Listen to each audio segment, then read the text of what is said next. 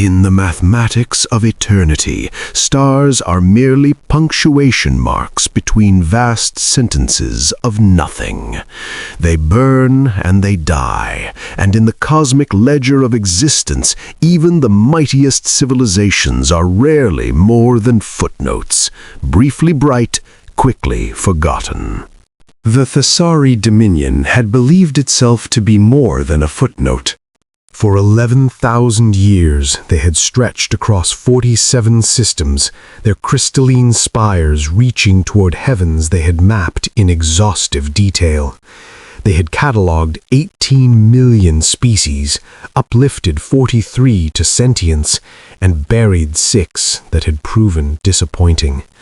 Their archives contained the death songs of 14 civilizations they had outlasted. Their fleet numbered in the tens of thousands. Their population, at its height, had exceeded 400 billion souls. That height now existed only in memory. Ambassador Valeth of House Thason stood at the observation port of the diplomatic vessel Quiet Resolve and watched the stars she no longer recognized. Somewhere behind her, in systems she could no longer reach, the fires of annihilation were still burning. She pressed one four-fingered hand against the cold transparency of the viewport and tried to remember the last time she had slept without dreaming of falling ships. It had been 93 days since the Dominion had lost contact with the core worlds. 93 days since the Kethri had emerged from the dark spaces between galaxies, moving in numbers that defied calculation, consuming everything they touched. 93 days since Valeth had stopped believing that her people would survive. The Quiet Resolve had been a diplomatic courier before the war. Now it carried 3,700 refugees in spaces designed for 300 diplomats. The air recyclers strained audibly.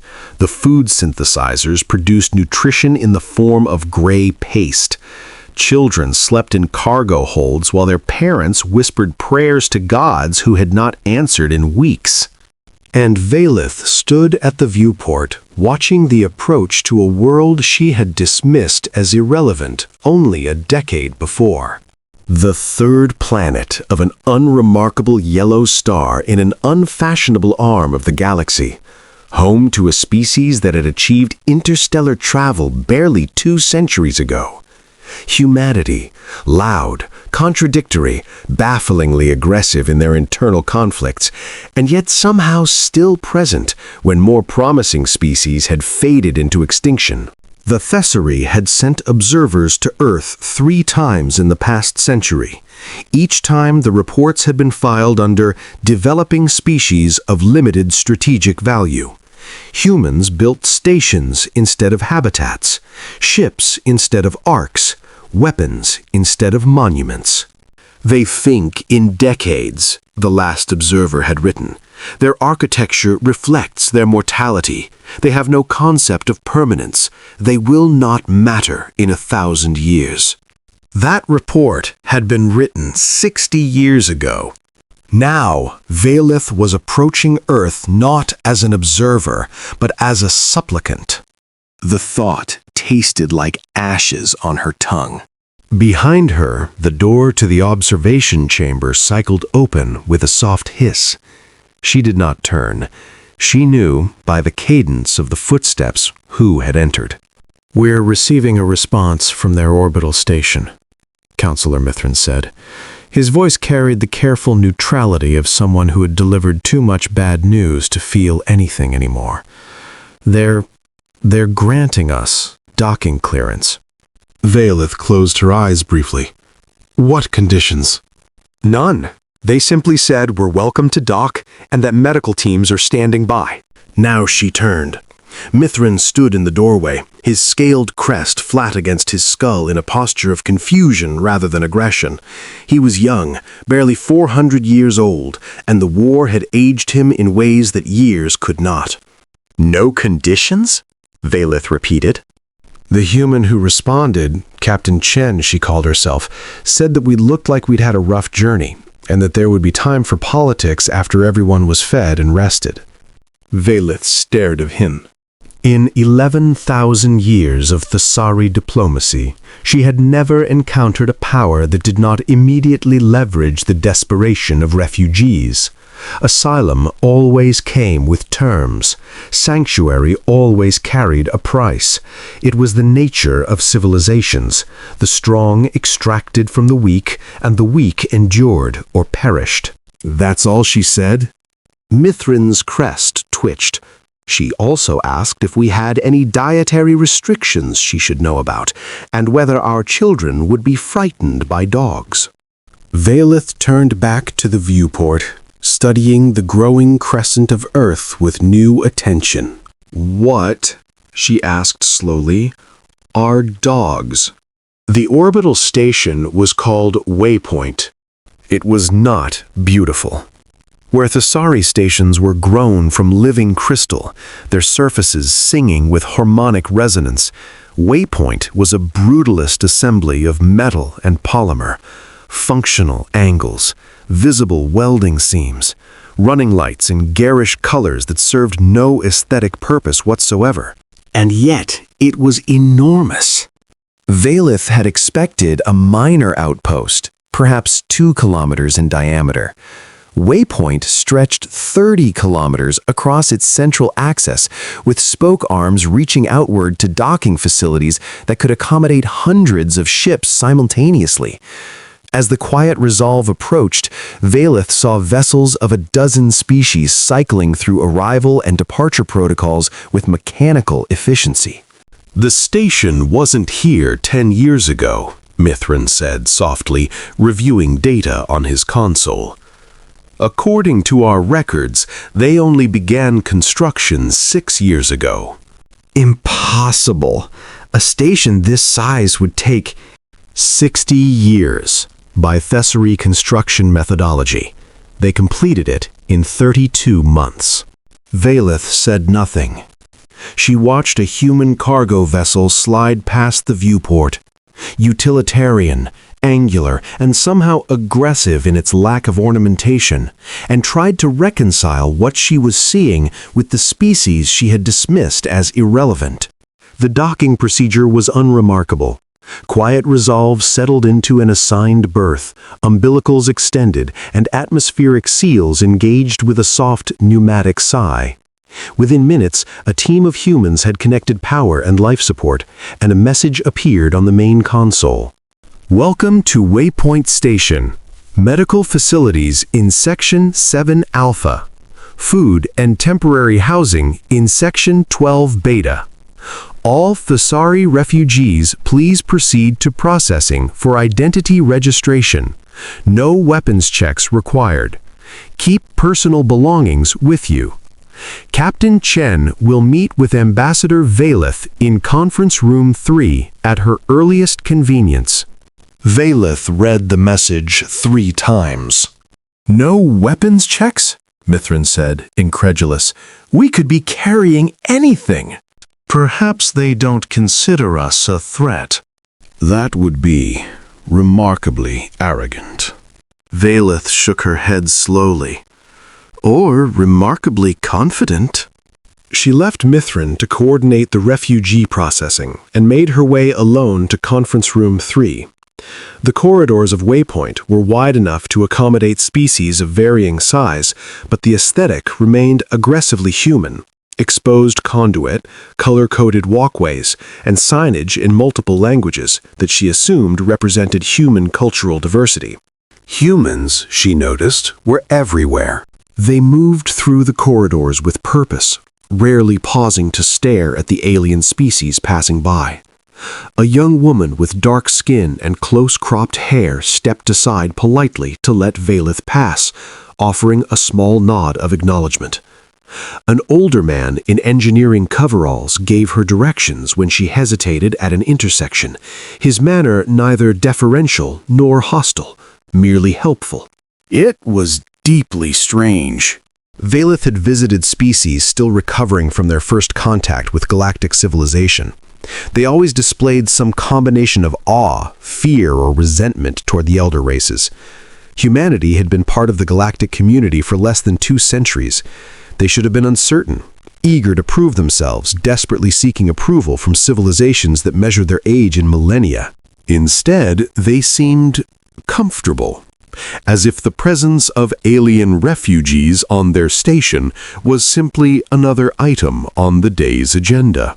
Conference Room 3 was a modest space with a table that could seat perhaps a dozen beings. Captain Chen was already waiting when Valeth arrived. She was shorter than Valeth had expected. Most humans were. Their average height barely reached Valeth's shoulder, but Chen carried herself with the settled confidence of someone who had never felt diminished by her physical stature. Her hair was gray at the temples, her uniform practical rather than ceremonial, and her eyes held the patient watchfulness of a predator at rest. "Ambassador Valeth," Chen said, rising to offer a small bow. "Thank you for meeting with me. Please, sit.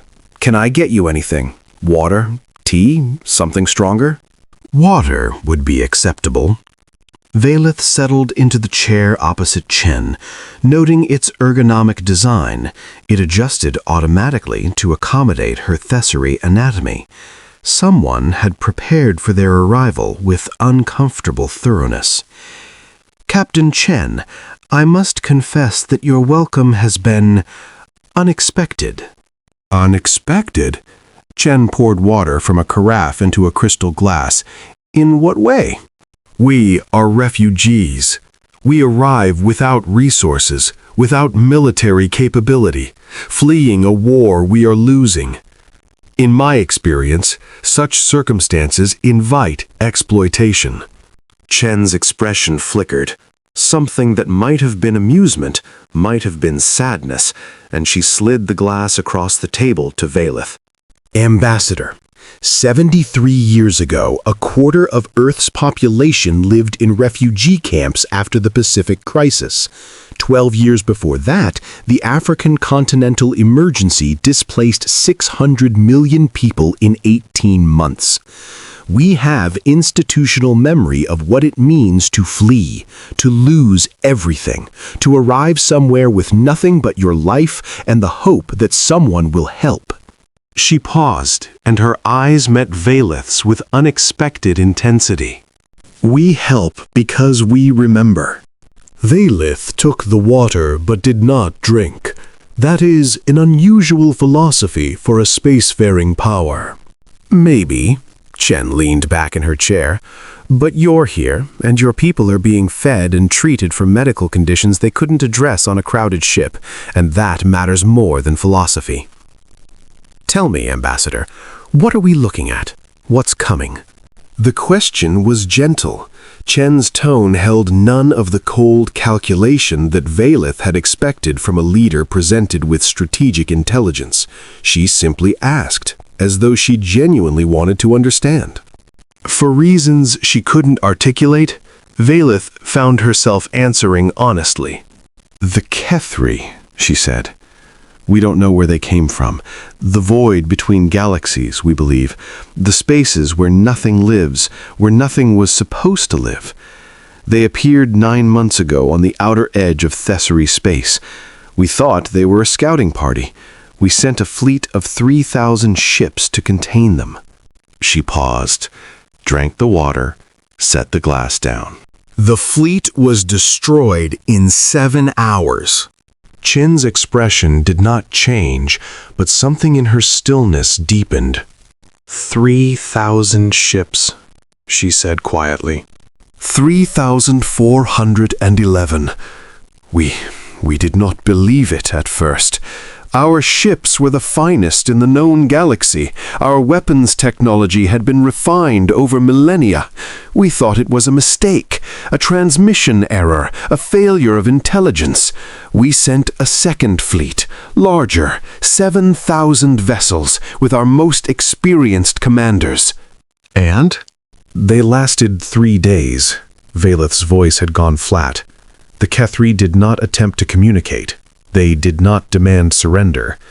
They simply consumed our ships, our stations, our worlds.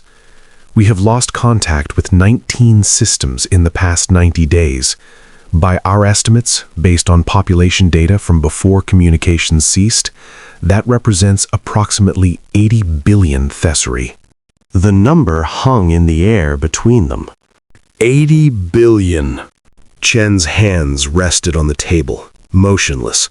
Her face revealed nothing, but Valeth had lived long enough to recognize the particular stillness of someone processing horror. 80 billion, Chen repeated quietly. We do not know if they are dead. We do not know if they have been taken, transformed, integrated into the Kethri in some way we cannot understand. We only know that our worlds have gone silent, and the darkness is spreading. Chen was quiet for a long moment. When she spoke, her voice was steady but soft. Ambassador, why did you come to Earth? It was the question Valeth had been dreading. Because, she said, and the honesty of the words scraped her throat like glass, we had nowhere else to go. The other elder civilizations have closed their borders. The Dominion's allies have retreated to protect their own territories. We sent envoys to 19 species. 18 refused to receive us. Earth was the only world that responded. And what would you ask of us? Valeth looked at the human across the table, this small, soft, short-lived creature whose ancestors had been climbing trees when the Thesari were building their first interstellar empire, and felt the weight of 11,000 years of pride crumble to dust. Sanctuary, she said. That is all we ask. A place to shelter our survivors while we attempt to regroup. We do not expect you to fight our war. You are not capable of it. The words came out more bluntly than she had intended. She saw Chen's eyebrow rise slightly. Not capable? Captain Chen, please understand, I mean no disrespect, but the Thessery Dominion fielded the most powerful military force in the known galaxy. We had 10,000 years to perfect our weapons, our tactics, our ships. If we could not stop the Kethri, no younger species could hope to challenge them. Your people are brave, I am certain, but bravery is not enough. You have been in space for 2 centuries. We have been here for 11 millennia, and we are losing. Chen's expression remained neutral, but something flickered behind her eyes, something Valeth couldn't read. I understand, Chen said. You're asking us to keep your people safe while your military figures out a response. Yes, Valeth hesitated. If a response is even possible. Chen nodded slowly. She rose from her chair and walked to the observation window. For a moment she stood there, looking out at the stars, and Valeth was struck by how small she seemed, how impossibly fragile against the infinite darkness. Ambassador, Chen said quietly, how many ships do you have left? The refugee fleet? 47 vessels. Only 3 are military. And the main Thessery fleet?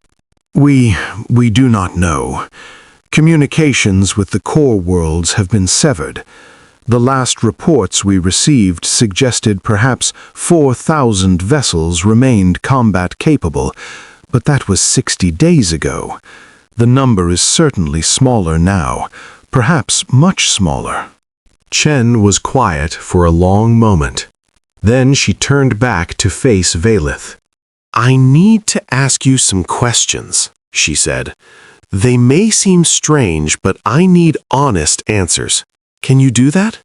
Valeth nodded, uncertain. The Kethri, do they communicate? Have they ever attempted to establish contact, send demands, respond to surrender offers? Never. They are silent. They do not respond to any frequency, any language, any protocol. They simply attack and consume. And their technology. Your analysts have studied their ships, their weapons. What did they conclude? Valeth hesitated. The question touched on classified intelligence, but what did classification matter when your civilization was dying? Inconclusive. Their ships do not match any known design philosophy. The materials are unfamiliar. Our best physicists believe they may operate on principles we do not understand, perhaps from a different stage of universal development or a different region of space-time entirely. We could not penetrate their defenses with our most powerful weapons. Chen nodded slowly. And the spread of their advance, is it expanding in all directions equally, or does it follow specific vectors? Vectors. They seem to be moving toward the galactic core, consuming everything in their path. The Thessery systems were simply in the way. Chen was quiet for a long moment. Then she turned back to face Valeth. I need to ask you some questions, she said. They may seem strange, but I need honest answers. Can you do that? Valeth nodded, uncertain. The Kethri, do they communicate? Have they ever attempted to establish contact, send demands, respond to surrender offers? Never. They are silent. They do not respond to any frequency, any language, any protocol. They simply attack and consume. And their technology. Your analysts have studied their ships, their weapons. What did they conclude? Valeth hesitated. The question touched on classified intelligence, but what did classification matter when your civilization was dying?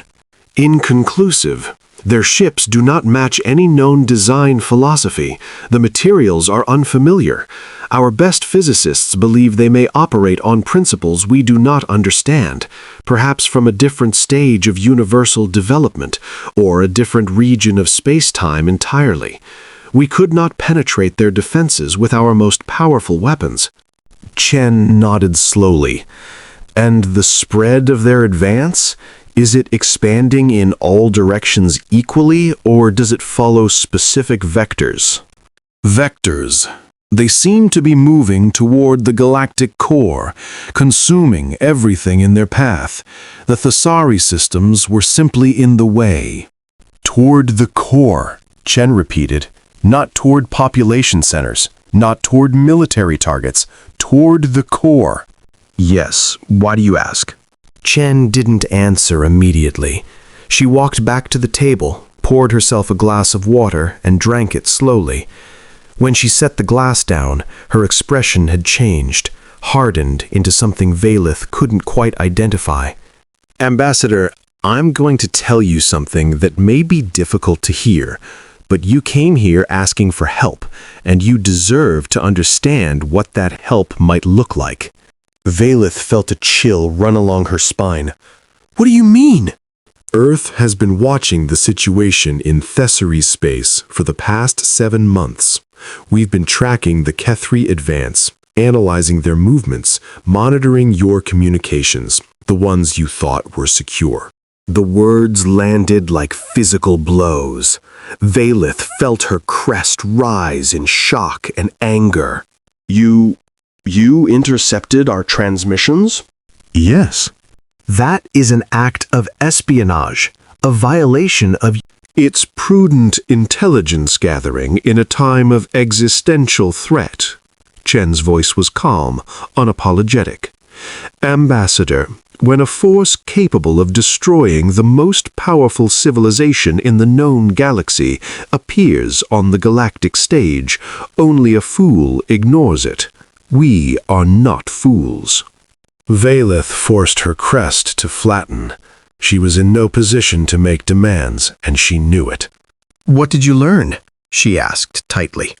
We learned that the Thessery military, for all its age and sophistication, was fighting a conventional war against an unconventional enemy.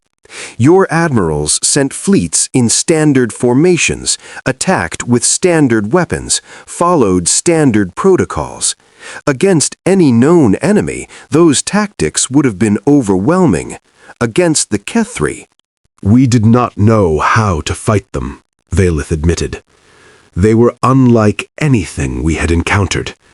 We tried adapting. We tried innovation. Nothing worked. I know. Chen's voice softened slightly. I'm not criticizing your people, Ambassador. 11,000 years of military doctrine is hard to rewrite in 9 months. But the Kethri aren't following your rules. They're not following anyone's rules. And that means fighting them requires thinking that isn't bound by precedent. and humans can think that way. Chen smiled, a small, strange expression that didn't quite reach her eyes. Ambassador, human history is a catalog of catastrophes. We have spent 10,000 years trying to destroy ourselves. Wars, plagues, famines, environmental collapse. We have faced extinction or near extinction more times than we care to count. We are not an ancient, stable civilization that built itself carefully over millennia. We are a species that survives by improvising, adapting, and refusing to die when all logic says we should. She paused. When we entered the galactic community, the elder civilizations looked at us and saw a young species with crude technology and no understanding of our place in the universe. They weren't wrong, but they missed something important. What did they miss? They missed the fact that we're still here. After everything we've done to ourselves and each other, after every war and every crisis and every moment when our extinction seems certain, we're still here. That's not luck, Ambassador. That's something else. Evalith studied the human before her, searching for arrogance or deception and finding neither. Chen spoke with the quiet certainty of someone stating observable facts, not boasting of achievements. What are you saying, Captain? Chen leaned forward and her eyes locked with Valeth's. I'm saying that Earth has not been idle while your worlds burned. I'm saying that we've been preparing. And I'm saying that when the Kethri reach our space, and they will reach our space, Ambassador, it's only a matter of time, they will not find the soft, primitive, insignificant species they expect. Valeth felt the temperature in the room seem to drop. Preparing how? Chen rose from her chair. I think it's time you saw something, Ambassador. Something we don't share with outsiders.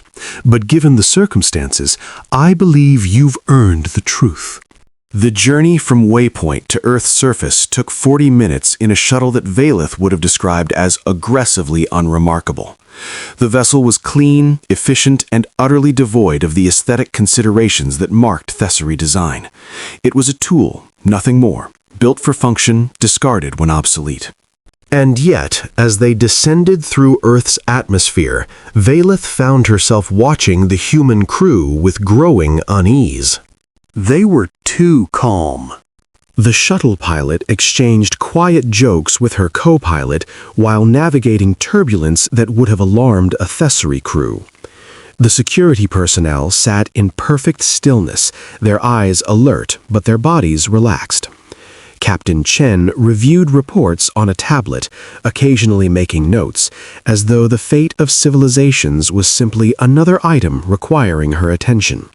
These were not the behaviors of a species on the brink of extinction. These were not the mannerisms of a young civilization facing annihilation. These were the behaviors of people who had already made their peace with what was coming and had decided to meet it head-on. The shuttle landed at a facility that had no name, only coordinates. It was located in what Chen called the Nevada Desert, a vast expanse of rock and sand that seemed inhospitable to any form of life.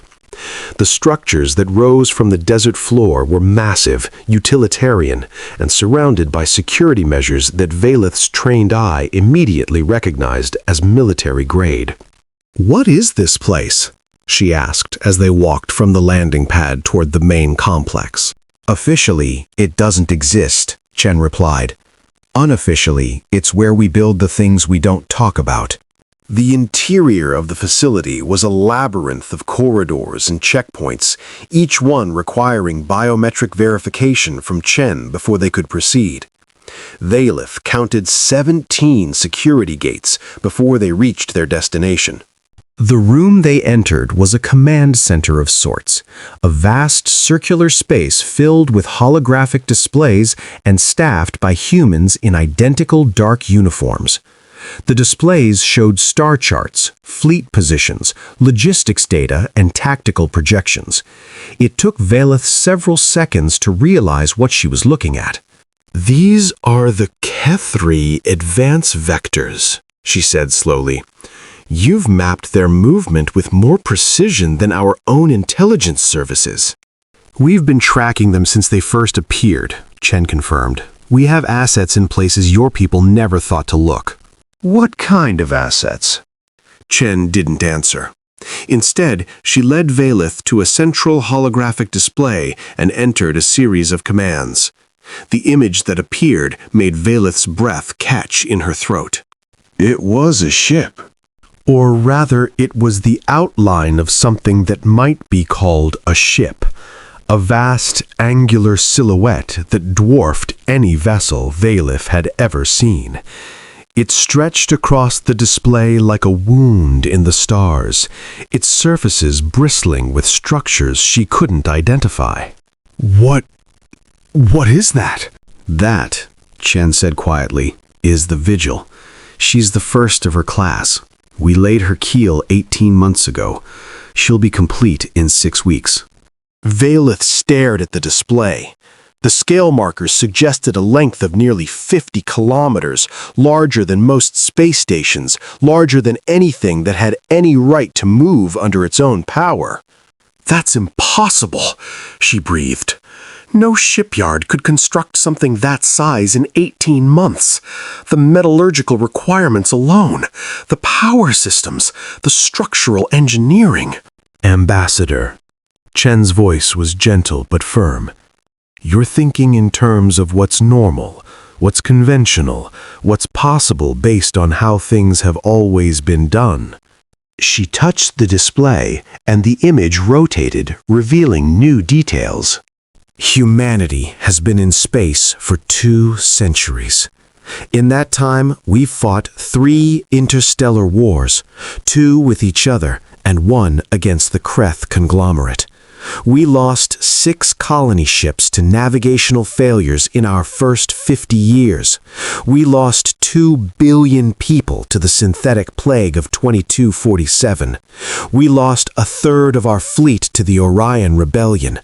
Every single generation of humanity that has lived since we left Earth has known war, loss, and the very real possibility that we would not survive." She turned to face Valeth directly. "We learned something from all of that death, Ambassador. We learned that the universe is not kind. We learned that no one is coming to save us. And we learned that if we want to survive, we have to be willing to do things that other species consider impossible.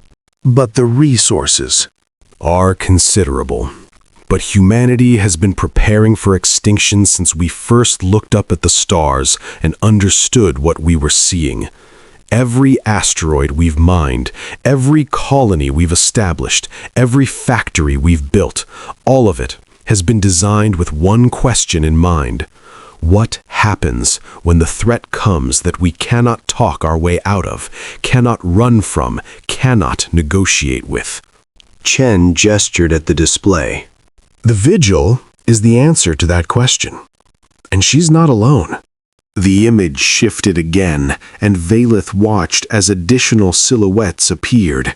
Dozens of them, then hundreds, then thousands. The display became a constellation of warships, stations, and support vessels, a fleet that stretched across human-controlled space in a pattern that could only be described as total mobilization. "How many?" Valeth whispered. 14,000 combat-ready vessels, 37,000 support and auxiliary ships, 800 orbital defense platforms, 237 ground-based planetary defense installations, crew capacity for approximately 40 million active-duty personnel, with reserves in the hundreds of millions. The numbers were staggering. Impossible. "That cannot be," Valeth said. "Your species has been spacefaring for 2 centuries. You cannot have built a military capacity to rival the Thessary Dominion in 2 centuries. "We haven't rivaled you," Chen said. "We've surpassed you. Not in elegance, not in sophistication, not in the beauty of our ships or the refinement of our weapons, but in sheer, brutal capacity to inflict violence when violence becomes necessary." She paused, and something in her expression shifted, became older, sadder, harder. "We are humanity, Ambassador. Violence is what we do best." The following days passed in a haze of disbelief. Valeth was granted access to briefings, strategic sessions, and facilities that she was certain no outsider had ever seen. She watched human crews drill with precision that matched the Sari elite units. She saw weapons tests that demonstrated capabilities her own military researchers had classified as theoretically possible but impractical. She listened to human officers discuss the Kethri advance with clinical detachment, breaking down their opponent's tactics with the methodical thoroughness of predators studying prey. And slowly, terribly, she began to understand. The Fasari had spent 11,000 years building an empire of beauty and stability. They had created art, music, philosophy, the accumulated wisdom of a civilization that believed itself eternal. Their military was an expression of that philosophy, powerful enough to maintain order, sophisticated enough to reflect their cultural values, elegant enough to inspire awe in lesser species. Humanity had spent 10,000 years trying to survive. Their technology was not elegant, it was practical. Their ships were not beautiful, they were functional. Their weapons were not refined, they were devastating.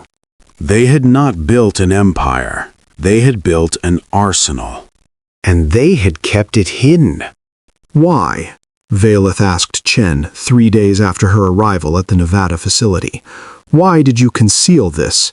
The galactic community thought you were a minor power, barely worth consideration.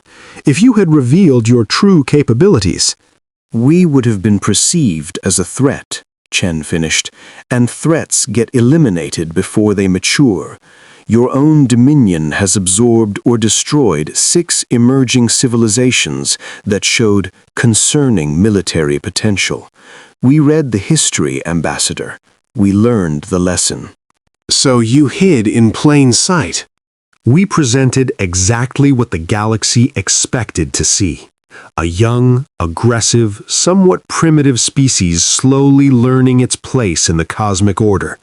We let older civilizations dismiss us as irrelevant. We let them focus on each other while we built. Chen's voice carried no pride, no satisfaction, only the grim practicality of survival. "We always knew something would come. The universe is too vast, too old, too violent for a species like ours to escape notice forever.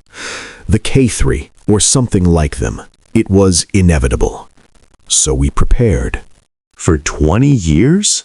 For 2 centuries, this, she gestured at the displays surrounding them, is merely the acceleration of plans that have been in motion since we first encountered evidence that other civilizations had risen and fallen before us.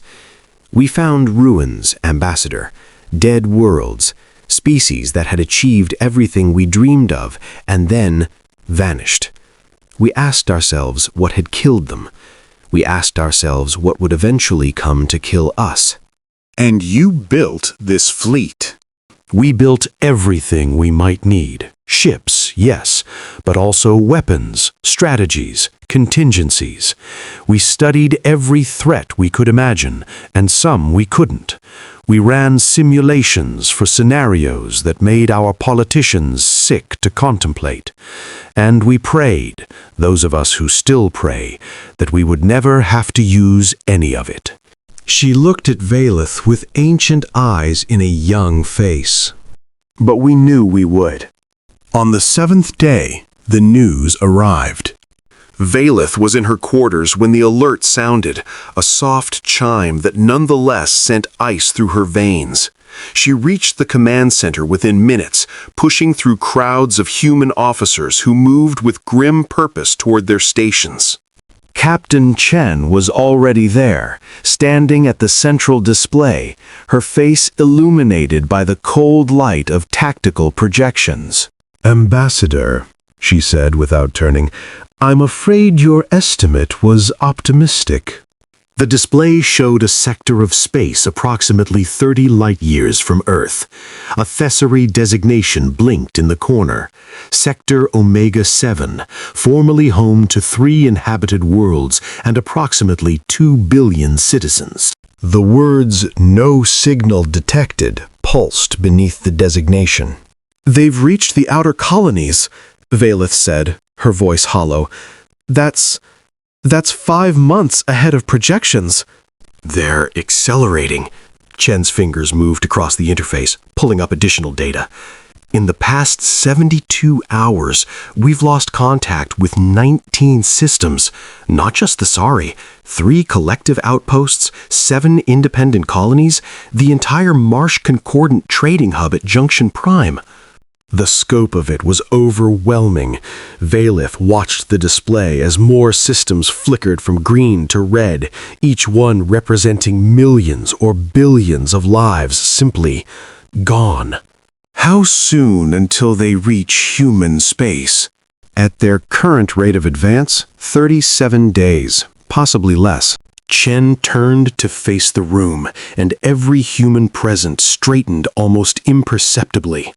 There was no shouting, no panic, no visible fear, only the focused attention of people who had spent their lives preparing for exactly this moment. "Ladies and gentlemen," Chen said, her voice carrying clearly through the command center, "we're moving to Phase 3. All reserves are to be activated. All civilian traffic in sectors Alpha through Gamma is suspended. Fleet elements currently engaged in patrol duties are to return to staging positions immediately."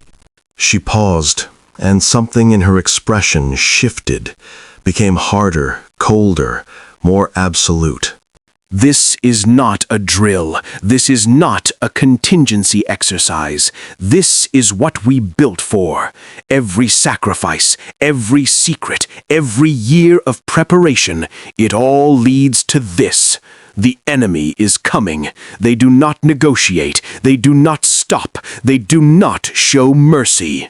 She looked around the room, meeting the eyes of her officers one by one. "Neither will we." The response was not cheering, not applause, not any of the dramatic gestures that Valeth would have expected from a species facing annihilation. It was silence, the deep, purposeful silence of people who understood what was being asked of them and had already made their peace with the answer. And then, almost as one, the humans returned to their stations and began the quiet, methodical work of preparing for war. The next 4 weeks were a masterclass in controlled chaos. Valeth watched as the entire human civilization transformed itself into a single unified weapon. Factories that had been producing consumer goods switched to military production within days. Civilian ships were commandeered, modified, and integrated into defensive networks. Citizens who had spent their lives in peaceful professions reported from military training with a calm acceptance that bordered on the eerie. There was resistance, of course. Protests in some cities, pockets of denial and refusal, but they were isolated, brief, and ultimately irrelevant. The overwhelming majority of humanity simply adapted. "We've done this before," a young officer explained to Valeth when she asked about the speed of mobilization. "Not on this scale, maybe, but the machinery exists, the plans exist. Everyone knows their role because we've drilled for variations of this scenario since we were children." "You teach your children to prepare for extinction?" The officer shrugged, a gesture that Valeth had come to recognize as distinctly human. "We teach our children that the universe is dangerous, that comfort is temporary, that everything we have can be taken away if we're not willing to fight for it. It's not a happy lesson, but it's an honest one." The fleet that gathered in Earth's outer orbit was the largest concentration of military power Valeth had ever witnessed. Human warships arrived from every corner of their territory, their drives burning hard, their crews working in round-the-clock shifts to ensure combat readiness. They came in groups of dozens, then hundreds, then thousands.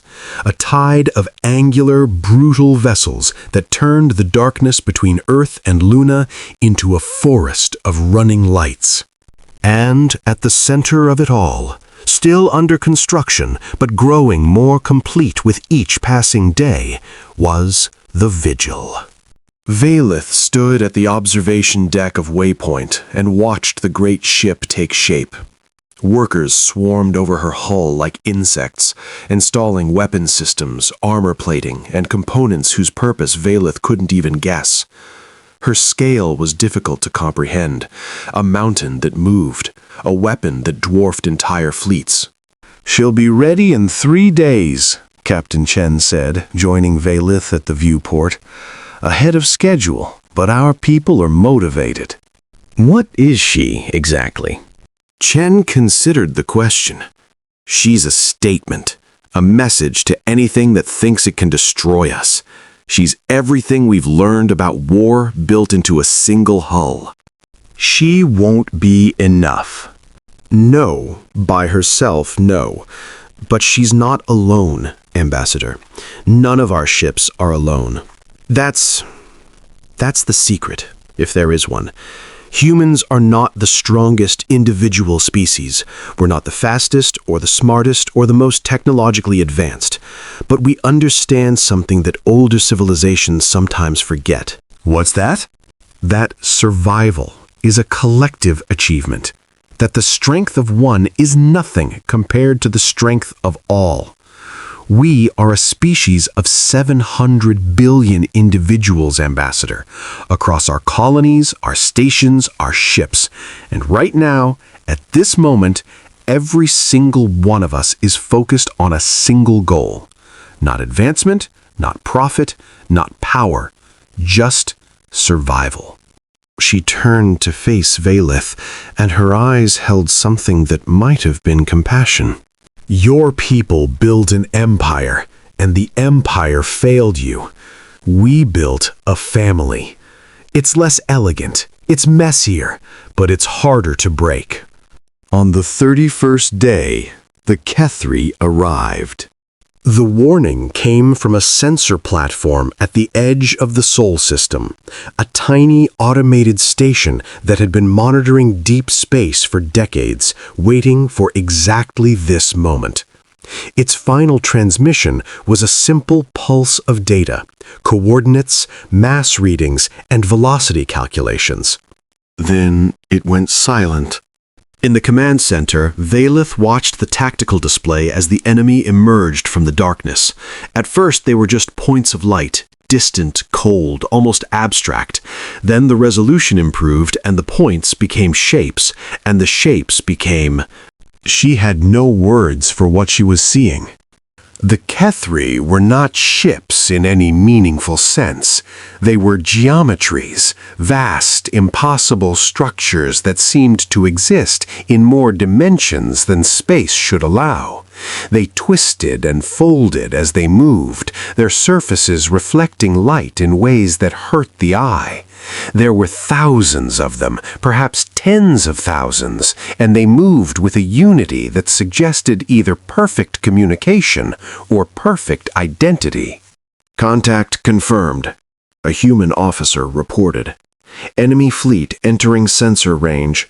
Estimated strength 43,000 individual units. Lead elements will reach weapon range in approximately 6 hours. Captain Chen stood at the center of the command center, her arms folded, her expression revealing nothing. Fleet status? All elements report combat ready. Vigil has completed final system checks and confirms operational status. Total friendly forces in position 17,412 vessels, not counting auxiliary and support craft. 17,000 against 43,000? The math was not encouraging. Ambassador, Chen said, you may want to find a secure location. What happens next is going to be significant. Valeth shook her head. I came here seeking sanctuary, but my people, the survivors who fled with me, they deserve to know what is being done on their behalf. I will stay. Chen regarded her for a long moment, then nodded. As you wish. She turned to the holographic display, studying the enemy formation with the detached interest of a scholar examining a particularly challenging puzzle. They're moving in standard consumption pattern, she observed, the same formation they used against every Thesari fleet. Dispersed front to maximize contact surface, concentrated center for decisive breakthrough. They're expecting us to respond the way everyone else has. And will we? Ambassador, we have spent 70 years preparing for an enemy we couldn't understand and couldn't negotiate with.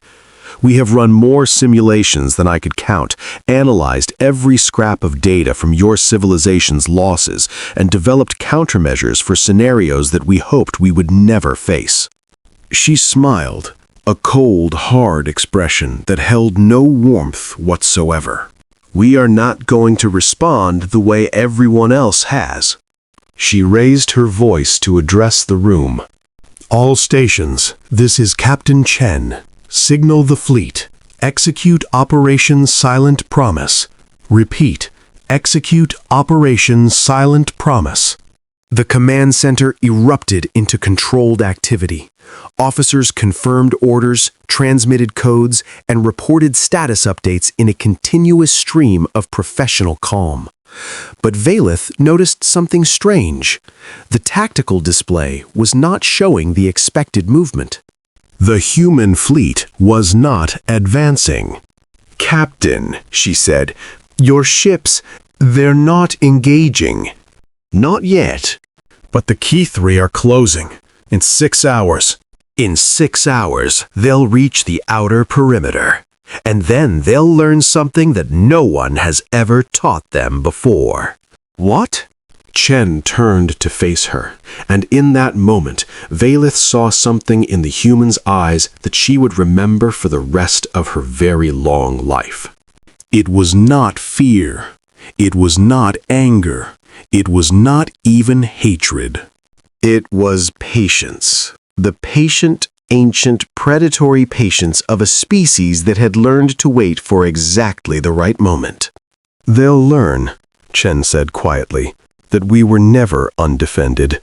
The Kethri reached the outer perimeter at 1742 Earth Standard Time. They encountered no resistance. The human fleet remained in position around Earth, weapons cold, drives at minimal power. To any observer, they appeared to be waiting, defenseless, passive, accepting their fate. The Key-3 advance continued.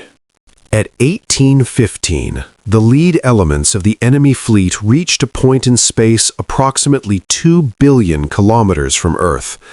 There was nothing special about this point. No stations, no obvious defenses, no reason to expect anything other than empty vacuum. And then the stars spoke. Valeth would spend years trying to describe what happened next. The Thessari language had no words for it. Perhaps no language did. It began with light. A light that came from everywhere and nowhere, a light that seemed to exist in frequencies that eyes were not designed to perceive. Then the light became motion, and the motion became form, and the form became ships. Thousands of them, tens of thousands of them. They emerged from nothing. From the spaces between atoms, from dimensions that should not have existed, from hiding places that violated every law of physics that Valeth understood. They were not appearing from stealth mode or emerging from hyperspace. They were simply becoming real, as though they had always been there and reality had only just noticed. The tactical display went berserk. Sensors that had shown empty space moments before now screamed with contact warnings. The human fleet had doubled, tripled, quadrupled in an instant. Not through reinforcement, but through revelation. They had been there all along, hidden in plain sight. Waiting. What? Valeth heard herself say. How? We call it phase shifting, Chen said, her voice carrying the satisfaction of a trap finally sprung. We developed it 60 years ago. The technology allows matter to exist in a state of quantum uncertainty, present but undetectable, real but unmeasurable. We can hide anything we want, anywhere we want, for as long as we want. Your entire fleet.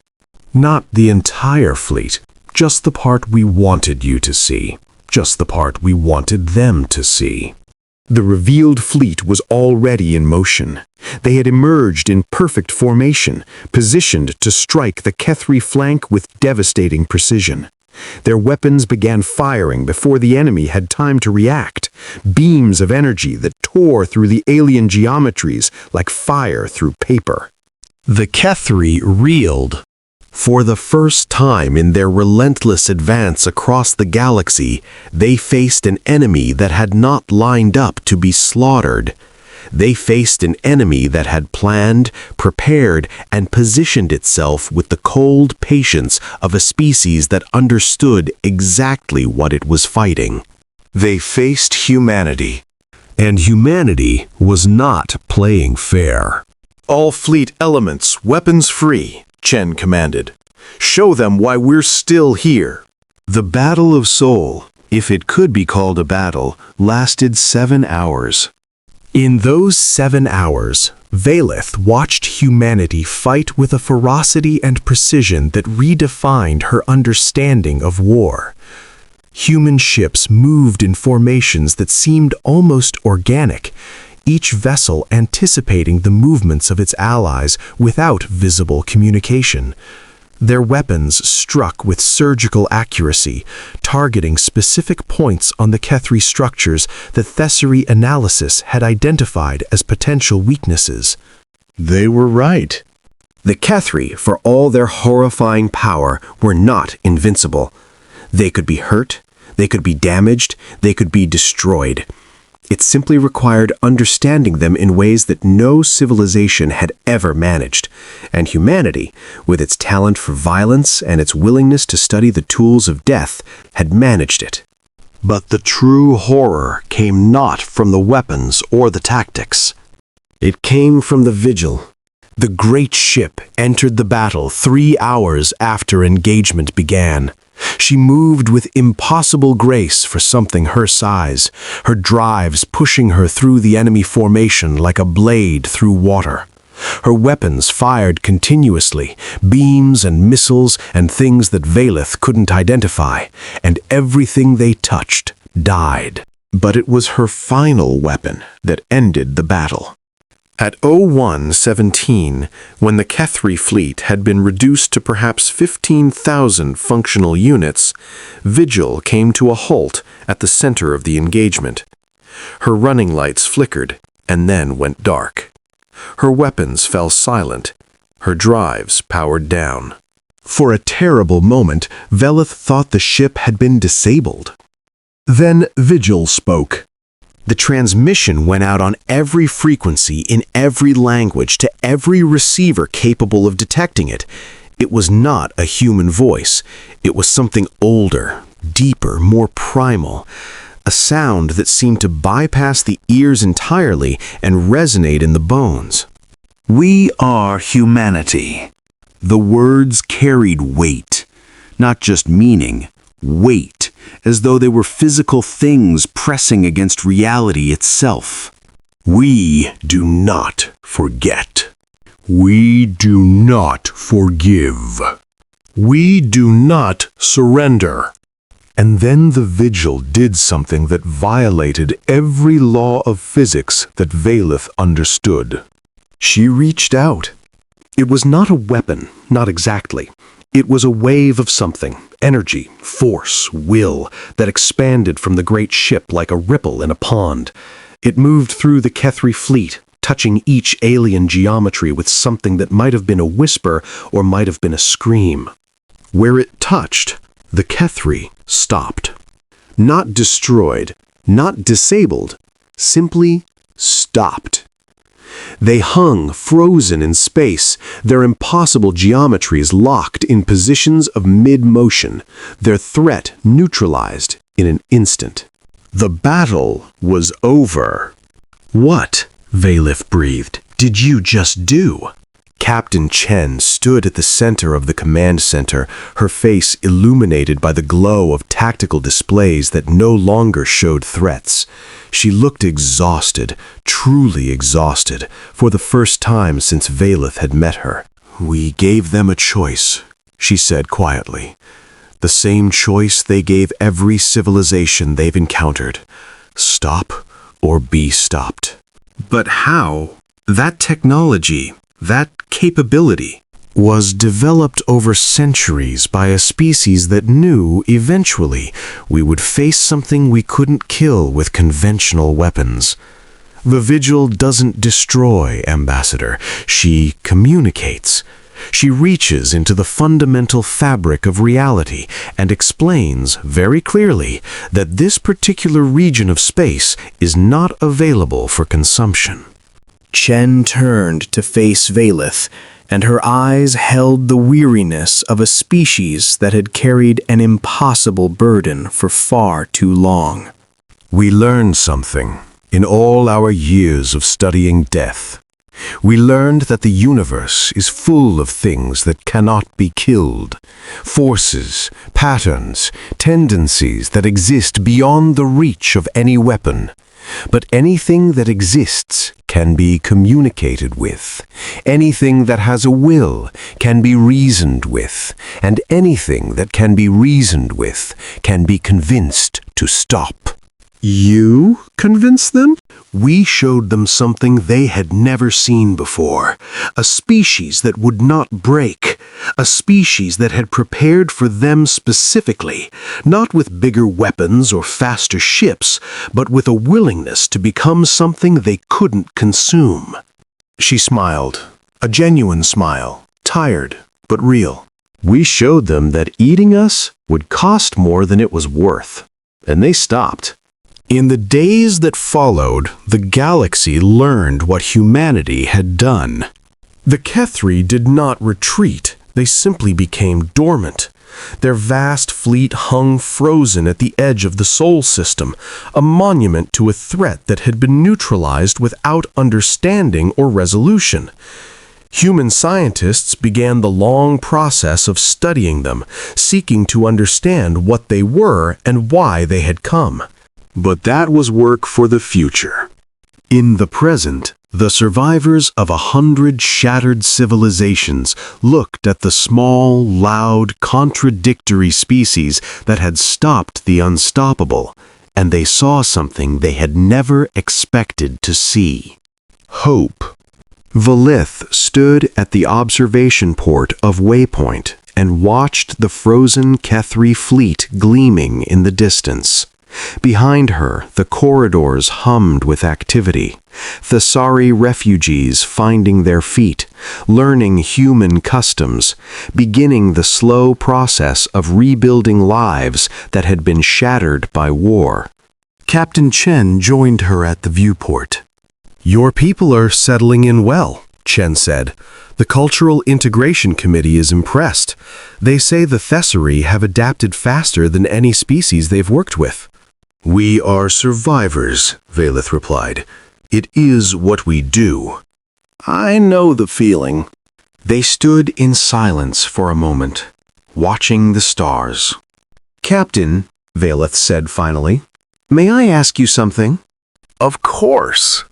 "When you first received our distress call, when you agreed to accept our refugees, did you already know this would happen? Did you know the Kethri would come here and that you would stop them?" Chen was quiet for a long moment. "I knew they would come," she said finally. "We all knew. The only question was when. And you still took us in, knowing that our arrival might accelerate their advance, knowing that we might lead them straight to you." "Ambassador, when we received your distress call, we saw a species that had lost everything. A species that had no one to turn to, no allies willing to help, no hope left except the desperate chance that someone, somewhere, might show them mercy." Chen's voice softened. "We knew that feeling. We lived that feeling, over and over throughout our history. We couldn't save everyone we wanted to save, but we could save you." Valith felt something in her chest that might have been grief or gratitude or simply the overwhelming weight of understanding. "You risked everything for strangers." "We risked everything because they were strangers. Because that's what you do when you have the power to help and you remember what it was like to need help. It's not complicated, Ambassador. It's just human." Valith turned to face the woman beside her, this small, fragile, impossibly resilient creature whose species had accomplished what 11,000 years of Thessari civilization could not. "I have studied many species," she said quietly. "In my long life, I have observed the rise and fall of civilizations that believed themselves eternal. I have watched the proud humble themselves and the mighty fall. I thought I understood the patterns of history, the cycles of growth and decay that govern all things." She paused, choosing her words carefully. "I was wrong. I did not understand humans. I did not understand what it means to be a species forged in fire, tempered by suffering, and strengthened by the very forces that should have destroyed you. I looked at your short lives and your crude technology, and I saw weakness. I was a fool." Chen smiled, a gentle expression, without mockery or triumph. "You weren't a fool, Ambassador. You were just looking at the wrong things. The Thessari built monuments that would last for millennia. We built each other. Different approaches, different strengths. Neither one is wrong." "And yet you are still standing, and we are refugees. For now. But your people are alive, Ambassador. Your culture persists. Your children will grow up in safety, and their children after them. In 1,000 years, the Thessari Dominion will rise again. Different, maybe, changed by what happened here, but alive. That's not defeat. That's survival." Valith considered this for a long moment. Then, slowly, she inclined her head in the deepest gesture of respect that Thessari culture possessed. I came here seeking sanctuary, she said. I expected to find tolerance at best, exploitation at worst. Instead, I found something I did not know could exist. What's that? People who fight, not because they love war, but because they love what war protects. People who prepare for the worst while hoping for the best. People who look at the darkness between the stars and refuse to be afraid. She straightened, and her voice carried a formal weight that transcended casual conversation. On behalf of the Thasari Dominion, what remains of it, I offer my people's gratitude, our alliance, and our pledge. You have shown us what we had forgotten, that strength is not measured in years of empire, but in the willingness to stand when all seems lost. Whatever the future holds, the Thasari will remember. We will tell our children, and they will tell theirs, until the stars themselves grow cold. She paused. And we will tell them this. When the darkness came, and no one else would answer, humanity spoke, and the darkness listened. Captain Chen was quiet for a moment. When she spoke, her voice was soft. That's a lot of pressure to put on us. You have earned it. Shen laughed, a brief, genuine sound that seemed to lighten the weight of worlds. I suppose we have. But Ambassador, I hope you understand something. We didn't do this to be heroes. We didn't do this to earn gratitude or alliance or songs about our glory. We did this because it was the right thing to do, and because we were the only ones who could. She turned back to the viewport, gazing at the frozen fleet that hung like a warning in the void. Humanity has spent its entire existence proving that we belong here. We've fought against each other, against nature, against forces that should have destroyed us 100 times over. And now we've fought against something from outside our understanding, something that had never been stopped before. Her voice dropped to something barely above a whisper. But this isn't the end, Ambassador. It's not even the beginning of the end. It's just a moment. One moment in an endless story. The Key Three are stopped, but they're not gone. The galaxy is wounded, but it's not dead. And humanity... She smiled, a small, tired, profoundly human expression. Humanity is still here. Still learning, still growing, still becoming whatever we're meant to become. We don't know what that is yet. Maybe we never will. But we know one thing for certain. What's that? Chen turned to face her, and in her eyes, Valeth saw something that transcended species or civilization or the vast cold distances between stars. She saw hope. We know that when the next darkness comes, and it will come, Ambassador, it always comes, we'll be ready. Not because we're the strongest or the wisest or the oldest, but because we refuse to give up. Because we look at impossible odds and we think, maybe this time. Because we have spent 10,000 years learning how to fight and lose and get back up again. She extended her hand, a human gesture that Valeth had come to understand as an offering of trust. That's what makes us dangerous, Ambassador. Not our weapons, not our technology, not even our willingness to do terrible things when terrible things become necessary. Valeth took the offered hand. Then what? Captain Chen smiled. Our hope, our stubborn, irrational, inexplicable hope, the belief that tomorrow can be better than today, the refusal to accept that anything is truly inevitable. That's what stopped the Kethri, not the Vigil, not our fleet, our hope made manifest. She squeezed Valeth's hand gently. Welcome to humanity, Ambassador. You're gonna fit right in. The stars burned on as they had always burned, indifferent to the small dramas of creatures who measured their lives in heartbeats. Empires would rise and fall. Species would emerge and vanish. The great wheel of existence would turn, as it always had, grinding the proud and the humble alike into the dust of ages. But in one small corner of the galaxy, something had changed. A species that had been dismissed as irrelevant had proven itself extraordinary.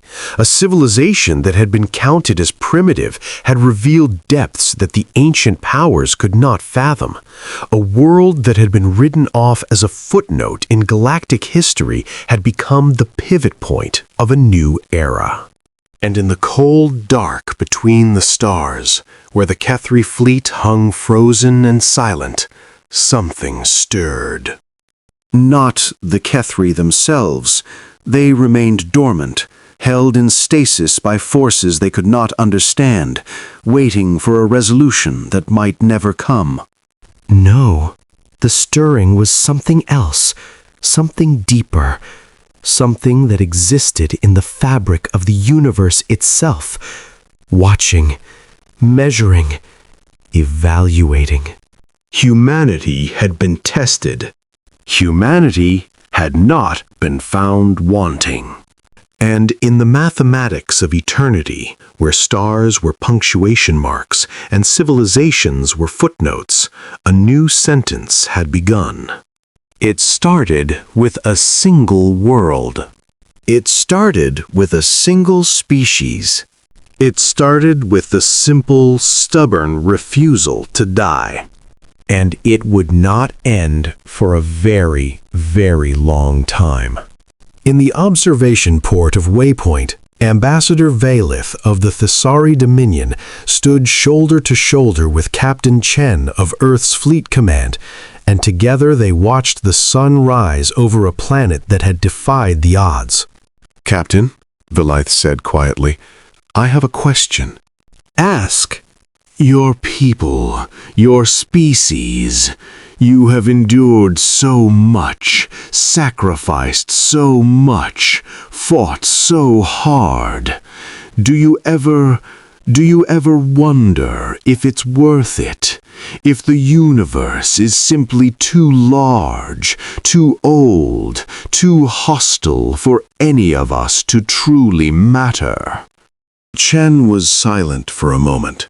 When she spoke, her voice was thoughtful. "Sometimes.